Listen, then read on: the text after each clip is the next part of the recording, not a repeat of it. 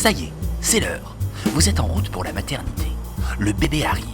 C'est le jour le plus important de votre vie et la seule et unique question qui va vous obséder pendant les prochaines heures, c'est bien entendu comment avoir moins mal. Une contraction, c'est une tension des muscles de l'utérus. Elle pousse le bébé vers le bas et dilate le col pour préparer sa sortie. C'est douloureux, mais on n'a pas mal pour rien.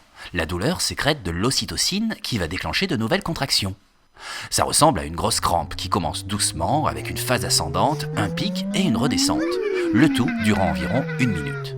Chaque contraction est donc un pas de plus vers l'arrivée du bébé. Bien sûr, il y a la péridurale, mais il y a des cas où elle ne fonctionne pas. Il est donc conseillé à la maman de se préparer à avoir mal, juste au cas où. Première étape, la respiration.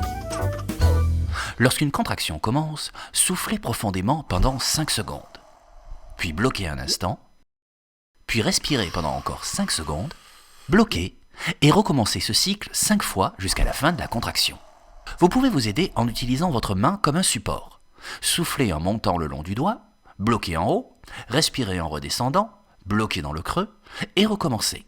Cette technique permet de contrôler votre rythme cardiaque et de détourner l'attention de la douleur en vous concentrant sur autre chose.